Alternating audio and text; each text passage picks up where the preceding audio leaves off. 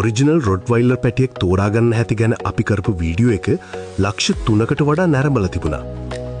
ඉතින් අද අපි කතා කරන්නේ ඒ විදිහට තෝරාගත්ත පැටියෙක් නිරෝගීව හදාගන්න පළමු අවුරුද්ද ඇතුළත ඔයා අනිවාර්යයෙන්ම ලබා දිය යුතු වැක්සිනේෂන්ස්, වයිටමින්ස් සහ අනෙකුත් සෞඛ්‍ය උපදෙස් ගැනයි. පළමුවෙන්ම වැදගත්ම දේ තමයි වැක්සිනේෂන් ෂෙඩියුල් එක.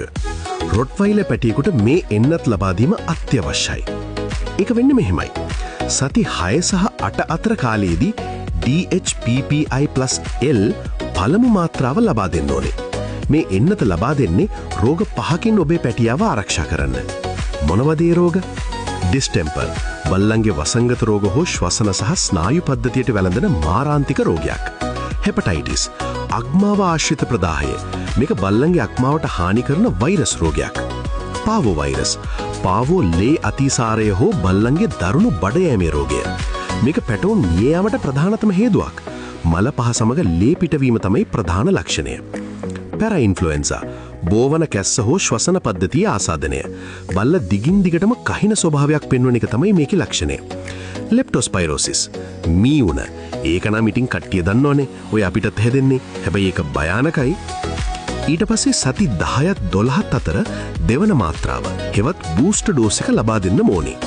ඊට පස්සේ සති 14ත් 16ත් අතර ඇන්ටි රේබීස් ජල භීතිකා එන්නත ලබා දෙන්න ඕනේ. මේ එන්නත් මාලාව අවසන් වනතුරු පැටියාගේ ප්‍රතිශක්තිය සම්පූර්ණ නැති නිසා පිටතට අරන් යන්න එපා. වගේම වෙනත් බල්ලන් එක්ක ගැවසෙන එක අවම කරන්න ඕනේ. දෙවනුව ඩීවර්මින් හෙවත් පණු බෙහෙත් ලබා දීම. මාස 3ක් යනතුරු සති 2කට වරක් පණු බෙහෙත් දෙන්න ඕනේ. ඊට පස්සේ වසරක් පුරා මාසකට වරක් මේක ලබා දෙන්න ඕනේ.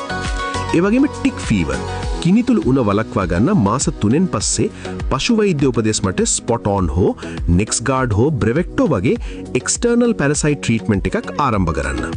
සප්ලිමෙන්ට්ස්, විටමින් සහ සප්ලිමෙන්ට්ස්. රොට්වයිලර්ලාගේ අස්ථි ඉතා වේගවත් නිසා කැල්සියම් සහ ෆොස්ෆරස් මාස 2 සිට අවුරුද්ද දක්වා නිවැරදි මාත්‍රාවෙන් ලබා දෙන්න.